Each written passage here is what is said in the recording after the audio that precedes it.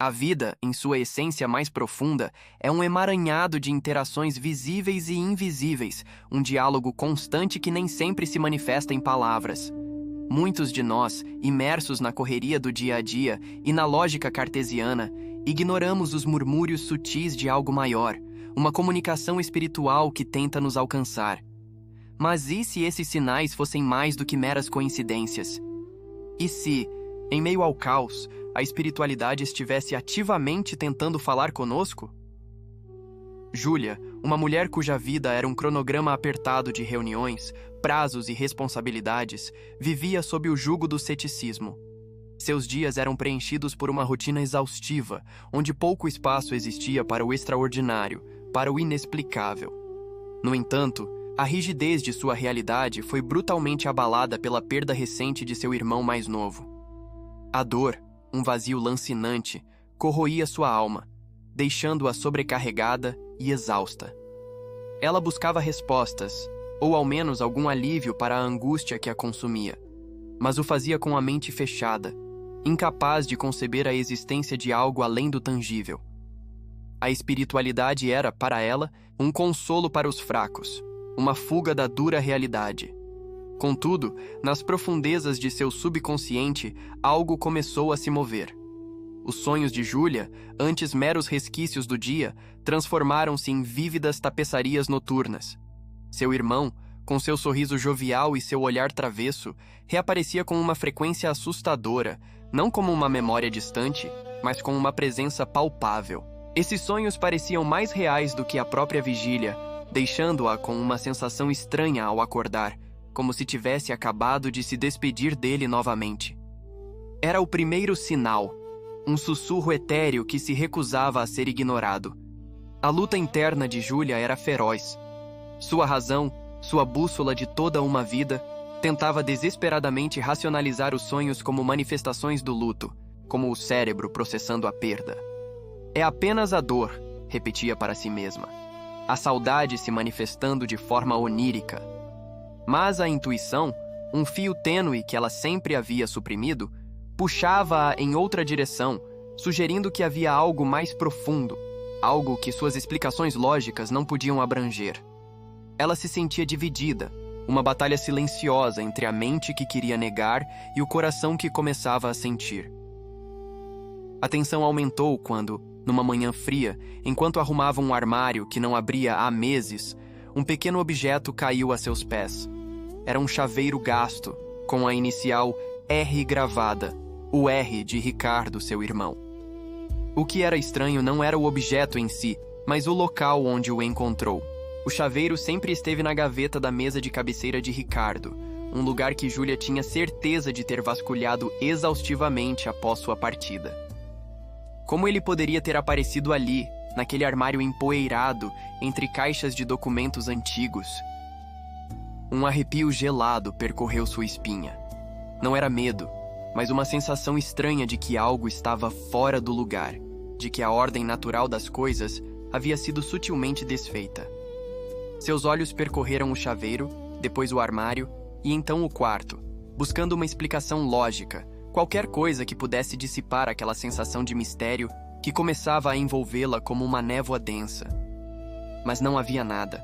Apenas o silêncio e o pequeno chaveiro, um elo inesperado com o passado que parecia querer se manifestar no presente. Antes de continuarmos, inscreva-se no canal e diga-nos nos comentários de onde você está assistindo. Aquele chaveiro, um objeto tão mundano, tornou-se um catalisador para uma nova onda de eventos inexplicáveis. Júlia tentava a todo custo encontrar uma explicação racional para a sua aparição, mas a mente, antes tão firme em seu ceticismo, começava a ceder. Não demorou muito para que o universo, ou algo além dele, parecesse conspirar para que ela notasse o segundo sinal: as sincronicidades. Começou com pequenas coisas, encontros casuais que pareciam orquestrados. Uma tarde, enquanto tomava café em sua cafeteria habitual, ouviu uma conversa na mesa ao lado. Duas mulheres falavam sobre um jovem, Ricardo, que havia falecido recentemente, e como ele amava um determinado tipo de música. O nome e o gosto musical eram idênticos aos de seu irmão.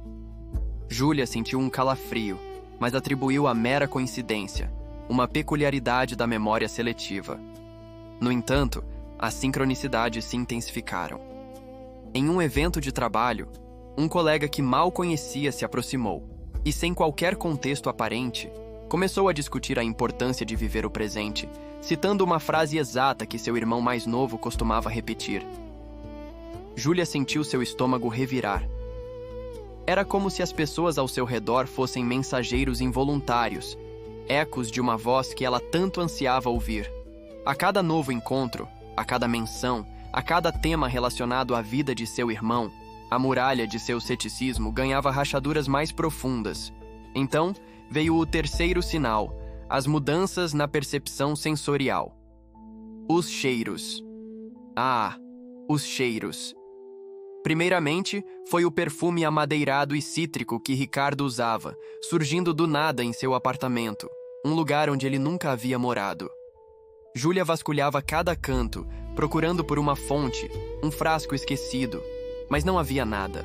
O aroma vinha e ia, como uma brisa invisível. Depois, sentiu o cheiro do café que ele tanto gostava, não na cozinha, mas no seu carro, no meio do trânsito. Era um cheiro tão vívido, tão real, que ela chegou a estender a mão para pegar o copo que não existia. As músicas também se tornaram uma constante. Em momentos de particular melancolia ou reflexão, canções que Ricardo amava e que ela raramente ouvia, brotavam do rádio do carro, das playlists aleatórias do streaming ou até mesmo de vitrines de lojas. Uma melodia que era a música deles tocou em seu fone de ouvido enquanto ela caminhava por um parque, exatamente no momento em que uma lágrima rolava por sua face. Era demais para ser apenas o acaso. Júlia começou a questionar sua descrença, mas ainda lutava contra a ideia de que algo sobrenatural estivesse acontecendo. O medo de parecer louca, de ser vista como frágil e vulnerável em seu luto, a impedia de aceitar plenamente o que estava vivenciando. Ela tentava se convencer de que era a mente pregando peças, uma forma de lidar com a dor, mas a voz interior, antes tão suprimida, começava a gritar mais alto. Sua amiga espiritualizada, Lara, uma mulher de espírito livre e coração aberto, notou a mudança no semblante de Júlia. Lara, que sempre fora mais conectada ao mundo invisível, tentava abrir os olhos de Júlia para a possibilidade desses sinais. Talvez ele esteja tentando se comunicar, Júlia. Lara sugeriu suavemente durante um almoço. O universo tem suas próprias formas de nos falar, principalmente quando estamos abertos a ouvir. Júlia, porém, rejeitava a ideia, balançando a cabeça com um sorriso forçado. É apenas o luto, Lara. Estou cansada. Só isso. Ela temia que, ao aceitar a possibilidade, estaria admitindo sua própria fraqueza, sua incapacidade de lidar com a realidade. A tensão entre o desejo de acreditar e o medo do desconhecido crescia dentro dela. Era como uma corda esticada, prestes a romper. Júlia queria desesperadamente uma explicação lógica, mas as evidências sensoriais e as sincronicidades pareciam zombá-la. O ponto de virada veio durante um incidente quase trágico.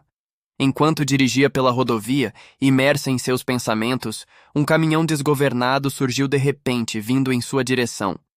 Em um flash, Júlia sentiu uma urgência avassaladora de virar o volante para a direita, uma decisão que não vinha da mente consciente, mas de um impulso súbito e inegável.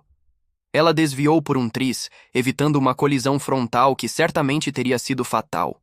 O coração batia descompassadamente, as mãos suavam no volante. Ao parar o carro, ofegante, uma sensação de sorte ou proteção a dominou. Foi então que aconteceu. Em meio ao silêncio ensurdecedor após o susto, Júlia ouviu claramente uma voz. Não uma voz audível no sentido literal, mas um pensamento tão nítido, tão distinto, que parecia vir de fora dela. Fique atenta, Júlia. Eu estou aqui.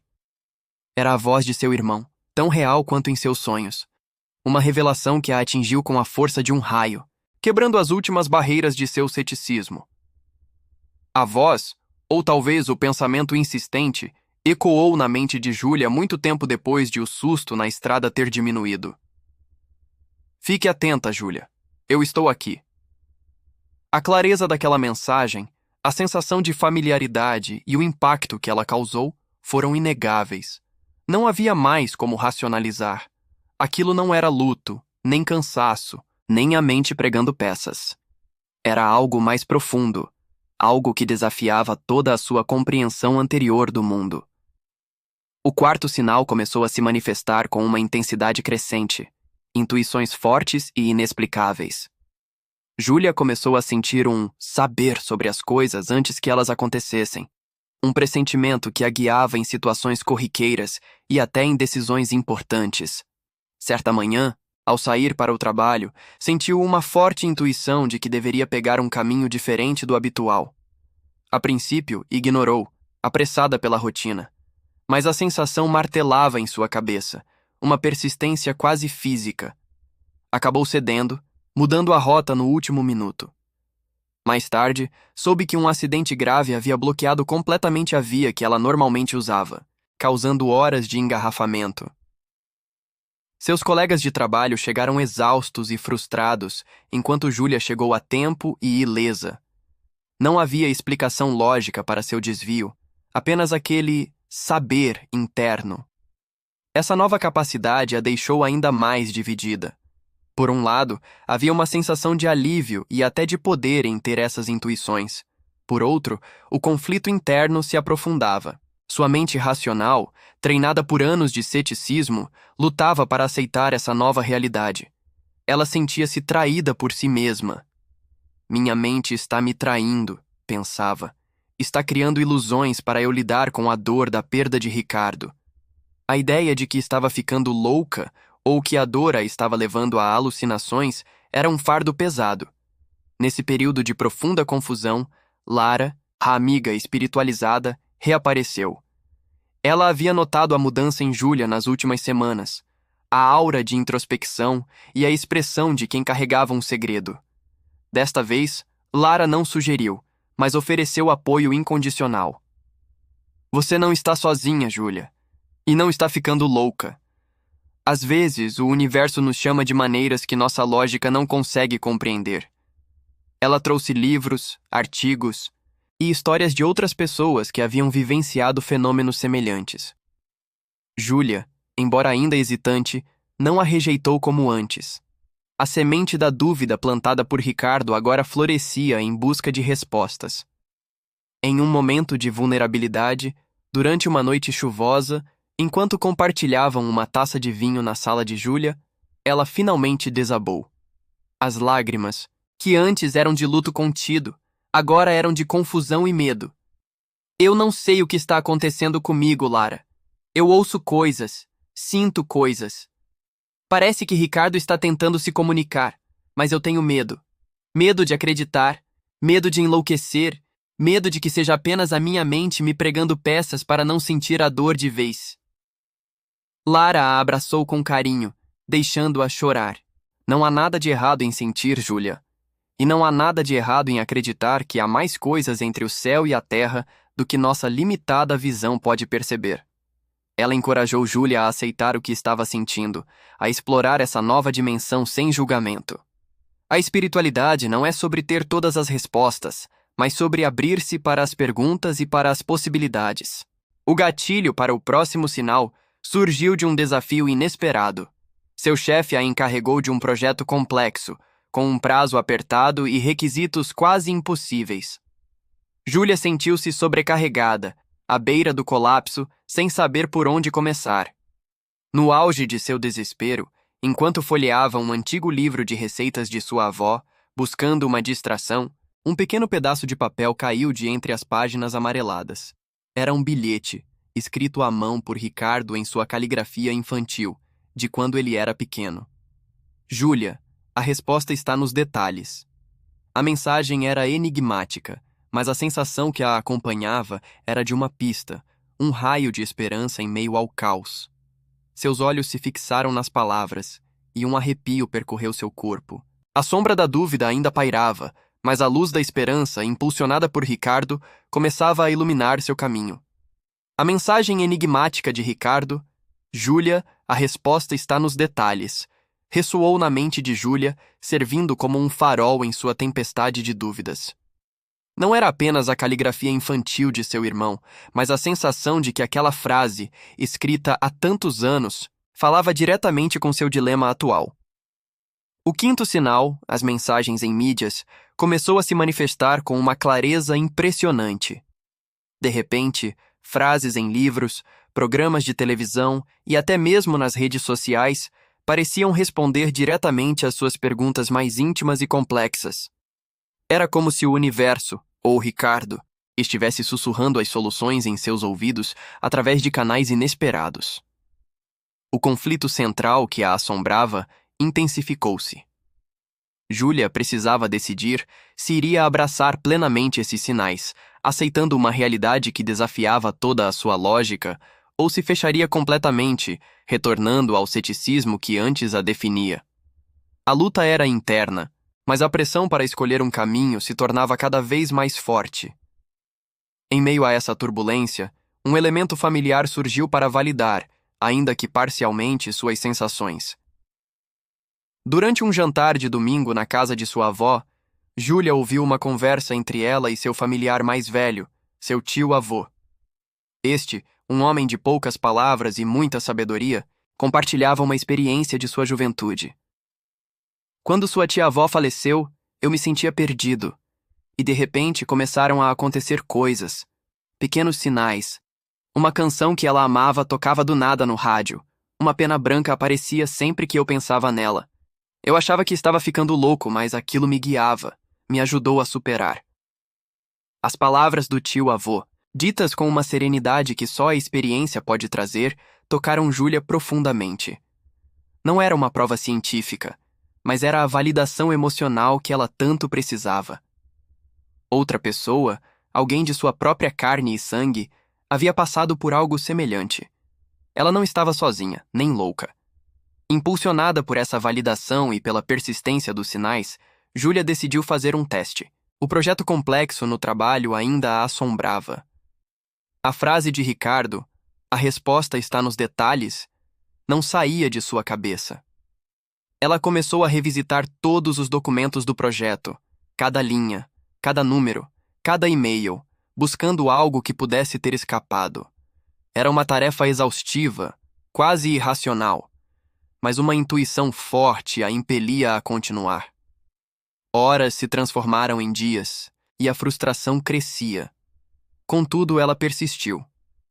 Então, em uma madrugada, exausta, seus olhos pousaram em uma nota de rodapé minúscula, quase imperceptível, em um relatório antigo. Era uma referência a um software obsoleto que, se adaptado, poderia automatizar grande parte do trabalho manual que a equipe estava planejando. Ninguém havia notado, pois o software não estava mais em uso. Aquela era a resposta nos detalhes. Seguindo essa pista, Júlia apresentou a ideia, e, para a surpresa de todos, a adaptação funcionou, resolvendo o problema que parecia insolúvel e permitindo que o projeto fosse concluído dentro do prazo e com grande sucesso. O resultado do teste foi inegável. A intuição se mostrara correta, e Ricardo, através de sua mensagem antiga, havia sido o catalisador. A partir daquele momento, a luta pela superação ganhou um novo significado. Júlia começou a confiar mais em sua intuição, a abraçar os sinais com menos hesitação. O gatilho para o próximo sinal surgiu de uma necessidade urgente de ajuda para uma situação de risco inesperada. Uma de suas colegas de trabalho, uma mãe solteira, foi demitida injustamente e estava prestes a perder sua casa. Júlia sentiu um desespero avassalador, querendo ajudar, mas sem saber como. A situação era grave, e as opções pareciam escassas. Naquele mesmo dia, enquanto folheava um jornal esquecido em um café, um anúncio chamou sua atenção. Não era um anúncio comum, era um pequeno artigo sobre uma organização de advocacia pro bono especializada em casos de demissão injusta, com sede em uma cidade vizinha. O nome do fundador da organização, curiosamente, era o mesmo do professor de direito favorito de Ricardo, que ele sempre admirara. Era um sinal muito claro e direto, quase como uma intervenção divina, guiando-a para a solução. Aquele não era apenas um artigo, era uma pista, uma orientação, uma ponte para a ajuda que sua colega precisava desesperadamente. A dúvida ainda existia, mas a fé nos sinais estava crescendo, e a voz de Ricardo agora era uma melodia constante em sua alma. Aquele artigo no jornal não era apenas uma coincidência, era uma revelação. Para Júlia, a conexão com o professor de direito de Ricardo, através da organização Pro Bono, era um sinal tão inequívoco que a dúvida começava a se dissolver em sua mente. Ela sentiu um arrepio percorrer sua espinha, o sexto sinal se manifestando como uma sensação física de presença, um toque invisível que a impulsionava para a ação. Não era um calafrio de medo, mas de reconhecimento, de uma energia distinta que preenchia o espaço ao seu redor, especialmente quando pensava em Ricardo. Era como se ele estivesse ali, sussurrando em seu ouvido, validando cada passo que ela dava em direção à aceitação. Júlia, impulsionada por essa presença etérea, agiu imediatamente. Entrou em contato com a organização, contou a história de sua colega e, para sua surpresa, foi recebida com a mesma empatia que o nome do professor de Ricardo sugeria. A ajuda foi providencial, e a colega conseguiu reverter a demissão injusta, mantendo seu emprego e sua casa. A gratidão no olhar de sua amiga de trabalho era um bálsamo para a alma de Júlia, mas a verdadeira recompensa veio na forma de uma profunda paz interior. O sétimo sinal emergiu. Uma clareza mental e emocional que ela não sentia desde antes da perda de Ricardo. Aquele vazio que o luto havia deixado estava sendo preenchido, não por esquecimento, mas por uma nova e profunda conexão. O clímax estava se aproximando, e Júlia sabia disso. Não era um evento externo que a aguardava, mas uma decisão interna, uma encruzilhada em sua própria alma. A empresa onde trabalhava, após o sucesso do projeto que ela havia salvado, decidiu expandir, abrindo uma nova filial em outro país. Júlia foi convidada a liderar a equipe, uma oportunidade de carreira que muitos almejariam. No entanto, exigia uma mudança radical, deixando para trás sua vida, sua família, suas memórias de Ricardo. Era uma decisão de grande risco, onde ela precisaria confiar plenamente em sua intuição e nos sinais espirituais que a haviam guiado até ali. A pressão era imensa. Sua mente racional gritava por uma análise de prós e contras, por planilhas e projeções, mas seu coração, agora sintonizado com algo maior, buscava outra forma de orientação. No silêncio de seu apartamento, ela sentiu aquela presença novamente, mais forte do que nunca. Não era uma voz audível, mas uma certeza inabalável que a envolvia. Ela fechou os olhos e uma imagem vívida de Ricardo surgiu em sua mente, não chorando ou triste, mas sorrindo, apontando para o leste, para o horizonte onde o sol nascia. A ação dramática veio em sua resposta aos diretores da empresa. Com uma voz firme, mas cheia de uma calma que surpreendeu a si mesma, Júlia aceitou o desafio.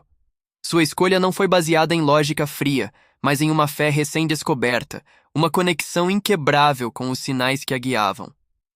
Ela escolheu a fé e a conexão, em vez do ceticismo que outrora a aprisionava. Naquele momento, Júlia sentiu uma redenção profunda. A memória de Ricardo não era mais uma ferida aberta, mas uma fonte de força e inspiração. Ela se reconciliou com a perda, não como um fim, mas como uma transformação, um portal para uma comunicação contínua. Não havia dor na lembrança, apenas a alegria de uma conexão que transcendia a vida e a morte. O gatilho para a resolução final surgiu como uma sensação de que a comunicação estava se tornando mais clara, mais direta.